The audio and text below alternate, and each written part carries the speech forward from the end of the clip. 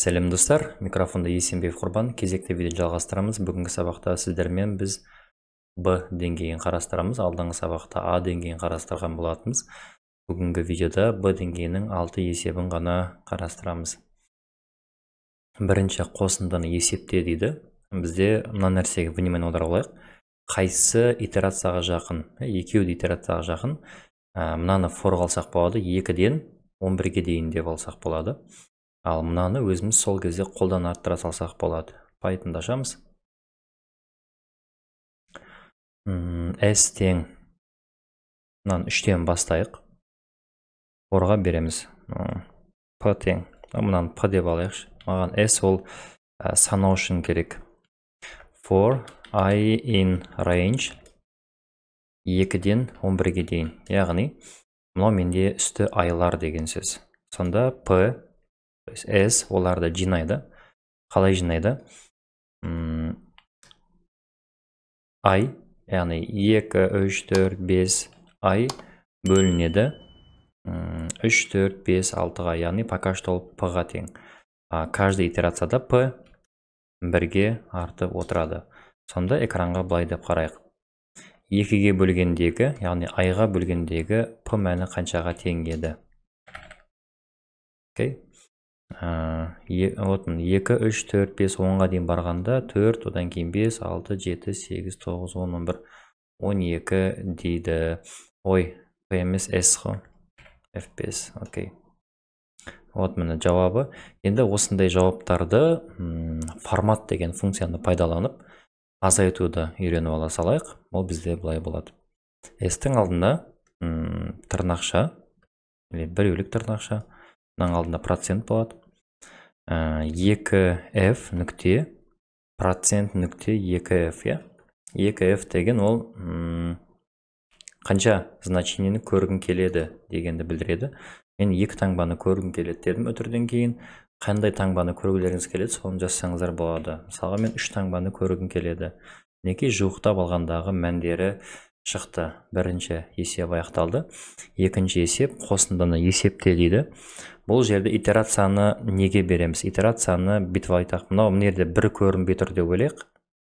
Мынау былай деп ойлайық. 3-тің 0 дәрежесі. 0 дәрежесі ол бәрібір 1-ге тең, 1-ді 1-ге бөлгенде бәрібір 1-ге тең. Демек 0-ден 9-ға дейін деп аламыз. Сол кезде мынау 8-бен аяқталады. Значит, бұл асты ай болады деген сөз.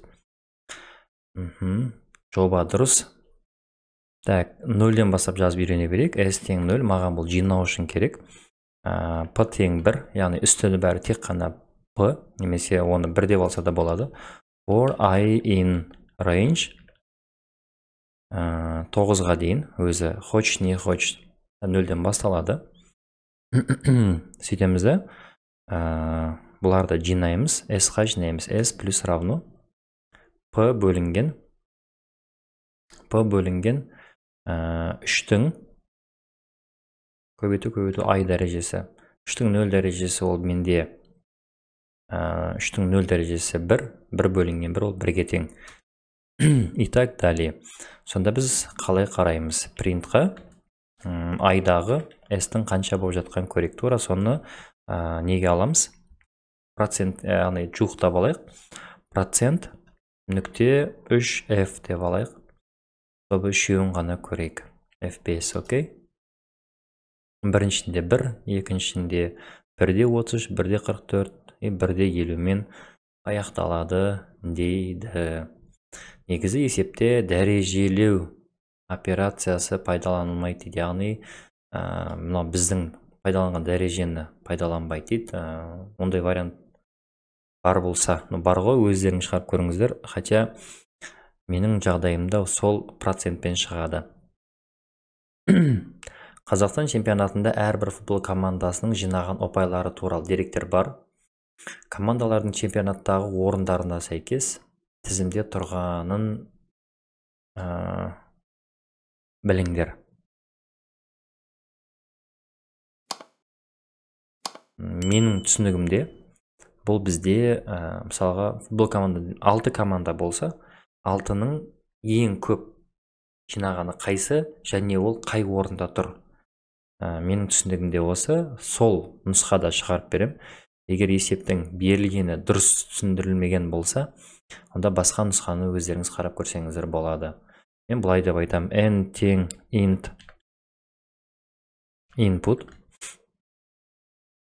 жазамыз, команда санын енгіз. Жинау үшін s-ті пайдаланам. Пока что не үшін екенін білмеймін. Үлкенін табам, максимумде 0 деп алайық. For I in range. Бірден бастап мен енгізген командалардың барлығын тексеріп шығамыз. Сөйтеміз, каждайына опай енгіздіреміз. Опай тең int input. Опай енгіз. Енді нешінші команда екен айтып отырайық оған. Printқа I өтір енді деп тартып алайық. Мысалға 3 команда бар. Бірінші команданың опайы 150, екінші команданыкі 190, үшіншінікі 130. Енді осы жерде мен 190 екенін тауып, және оның екінші орында тұрғанын тауып берейік. Бітеміз, егер max кіші болатын болса опайдан, яғни max менде нешеге тең? 0-ге тең. Ол опайдан кіші болатын болса, онда max сол санды алып қояды, яғни сол опайды алып қояды, и тағы бір s оның тұрған орнын алып қояды. Printқа былай деп жазамыз: опай көп команда. Ол s-та жатыр, яғни қай команда екен, бірінші ма, екінші ма, соны білеміз. Printқа үлкен опай саны, оның жинаған саны max-та. Осылай түсініп көрейік. Мысалға 5 команда бар. Бірінші команда 150 опай, екінші команда 156 опай, үшінші команда 178 опай, төртінші команда 140, и мынау 110 опай. Қазір Enter'ді басатын болсам, менде оның тұрған орнымен ең көп жинаған балы шығу керек. Опай көп команда үшінші орында тұр, үлкен опай саны 178 дейді. Менің түсінігімде осылай. Есепті егер басқаша результаты бар болатын болса, жазып көрсеңіздер болады. 200-ден асатын 17-ге бөлінетін ең кіші санды табыңдар дейді. N қала берсін. N-ға бүйтіп айтайық: сан енгіз. Сан енгіз, больше 200. 200-ден үлкен сан енгіз деп айтайық. И for-ға айтамыз, пока бір орын қалдырып кетейік. S 0-ге тең, max білмеймін неге тең екен, қазір табамыз. For I in range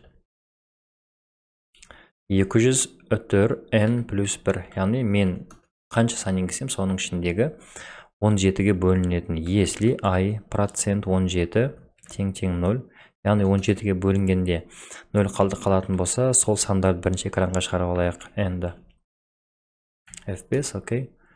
200-ден үлкен сан 300 дейді. Яғни осылар 300-ге бөлген 200-ден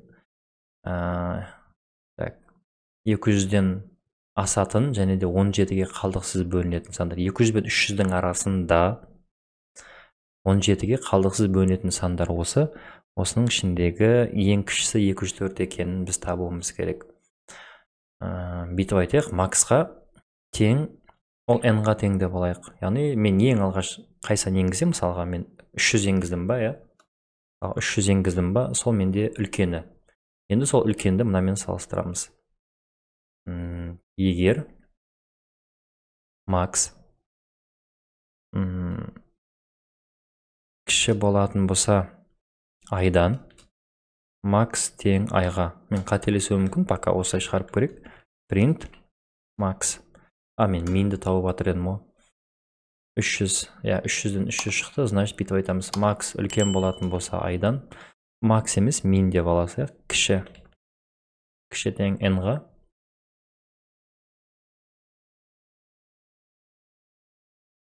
Сонда бұл қазір қалай алды?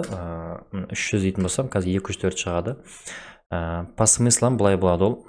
204 ол 300-ден. Яғни 300, 204-тен үлкен ба? Кіші 204-ті жаттап алады болды. 204 келесі 200 қанша еді, сол саннан бұлай шығарып бересіз. Print I өтір n-ді. Бізде былай болады. Мына 2-4-дің шығу себебі, бұл былай болу керек еді. Print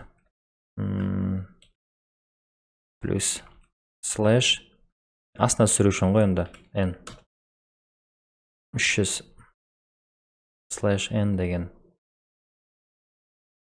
знагы былай емеді, new line деген сөз ғой. Ладно, пустой print бере салайықшы. Print без 300, иә, менде қалай болды? Мен былай деп айттым оған. 300, қазір мен не енгіздім, сол менде кіші болып тұрады. И осының ішіндегі ең алғашқы 204 шығады. 204, яғни 300 204-тен үлкен ба? Иә, 300 204-тен үлкен. Онда кішінің орны 204 болып қалады. Келесі жолы 221, 204 үлкен ба? Жоқ. Уже басқасы 204, мыналардың ешқайсысына не емес, үлкен емес, сол үшін кішісі сақталады. Бұл есептің формен шыққандағы нұсқасы да, негізі бұл есепті өте оңай жолмен шығаруға болады. Бұлай, n тең 200, whileға бұлай деп айтсақ болады, n процент 17 тең емес болғанша 0-ге. Яғни ол ең алғашқы 0-ге тең болатын қайсан, ол қазір 201 ма, 202 ма, 203 ба, 204 ба, оға дейін сол сан келгенше n 1-ге арта береді. Когда қай саннан тоқтайды, сол сан жауап бола салады. Мінекей 204 дейді. Неге олай болды? Мен бет түсіндірейік. Калькуляторды ашайық. Мысалға, калькулятор. Біздің жағдайда мынандай ғой, мысалға 200 0-ге тең болғанша дейді. Мысалы 200-ді бөлеміз 17-ге. Бұл, яғни қалдығы мынау 0-ге тең емес. Неге емес? Рас. Сөйтіп ол программа неше көтеріледі? 201-ге көтеріледі. Оны 17-ге бөліп көреміз. Және де оның қалдығы 0-ге тең емес. Программа уже 203-ге көтеріледі. 200-ге көтеріледі, программаны тағы да 17-ге бөліп көреді. Тағы да қалдығы өкінішке орай 0 емес. Келесі жолы 204-ге барады. Оны бөлемді 17-ге бөліп көреді. Вот мінеки 12 шықты, оның ар жағында қалдық 0. Программа сол үшін тоқтайды. Болды. Яғни осында екі түрлі жолмен шығарып көруге болады екен. Думаю, мына варианты более легче. 5-ші, 4-ке бөлінетін 200-ден 300-ге дейінгі аралықтағы бүтін сандар экранға шығар дейді. Универсальный класслайық, n және m тең map, int өтір input, split, for i in range, n-нан m плюс 1-ге дейінгі сан, если i процент 4-ке бөлінетін сан болатын болса, онда экранға i-ды шығарамызда бір қатарға жинайық. 200-ден 300-ге дейін. Мінекей, мыналардың барлығы 4-ке қалдықсыз бөлінетін сандар. Окей, 5-ші. Кетті. 6-ші. Бурабайдағы бір ай деген ол 31 күн. n тең int input күн енгіз. Енді осы деректер белгілі. Температура 0 градустен қанша рет төмен деген, яғни қанша 0 бар екен, 0-ден төмендерін бәрін анықтау үшін s керек. For i in range 1-ден, яғни бірінші күннен бастап, мен енгізген күнге дейін, егер i менші 0 болатын болса, онда s 1-ге артады. i емес, мен не енгізем? Темп енгізем. Темп тең int input темп енгіз. Нешінші күннің температурасы екенін сұрайық. i өтір n-ді. Бірінші күнгі температура анықта. И температура, жерде уже i емес, не болады?